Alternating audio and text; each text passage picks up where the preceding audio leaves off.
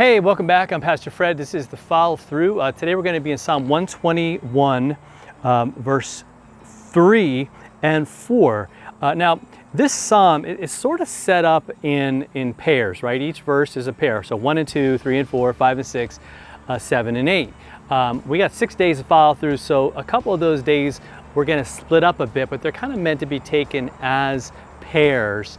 But it'll make sense, and we'll get through it really well. And today I want to talk about the fact that we often sell God short. I really think we do. And the reason why I think that is how often we typically turn to God. Think about how often you just focus on the problem, you focus on all the bad things that are happening. You're not doing what David said in the first verses, looking to the hills, knowing that your help comes from God. We often will use God as a last resort. And so when we do that, we're selling him short. We're going, God, I'm going to take care of this. I'm going to try to figure it out, which in and of itself isn't all bad. I mean, especially if I've created a problem, I should probably try to fix it, right? Or if maybe God has blessed me with being able to handle whatever that is. But again, you see the subtle difference? Like, I'm going to look to him even if I need to solve it, even if it's my responsibility. I got to take ownership for this thing I've created. It's still going to be God and his power and his strength that helps me. And so when you look at verses 3 and 4, you get a picture of how amazing God is and how diligent and faithful he is. David says that he will not let your foot be moved. He's talking about God, the one who made heaven and earth.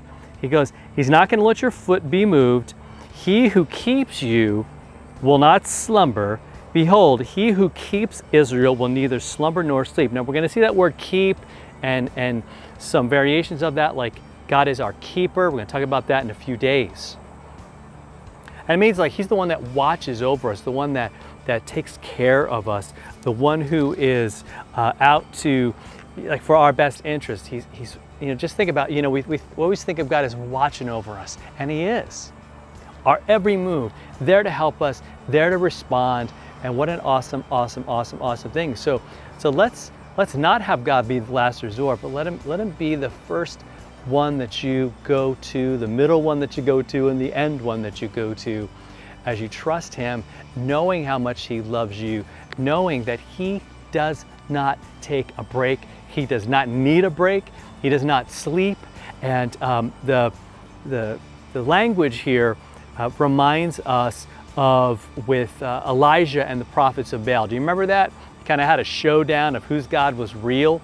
And obviously the prophets of Baal don't worship a real God.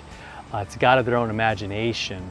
And so that God does not show up. And they try and they try and they try, and they're frustrated and they're angry. And Elijah begins to kind of taunt them, and he's like, hey, is your guy, is he taking a nap? Is he sleeping? And the reality is he's not real. And so he can't help you. And after that, God sends fire from heaven, and it kind of, just destroys everything. And all those prophets are just burned up and defeated. And God is shown to be real and really powerful and pretty amazing, right? That's a really just incredible story. And maybe in David's mind, as he talks about this, that God is ever watchful, ever faithful, and always there. His love is real. We know that because of Jesus. We know when you even look at how Jesus just kind of relentlessly approached things and relentlessly went about his work, just shows us God's power and his love. And so the Father never slumbers, never sleeps. He keeps us in his hands and watches over us and is with us. All right, so I pray that helps you today, to encourage you. If it does, then hit that subscribe button and share this with somebody, and we'll talk to you next time for another follow through.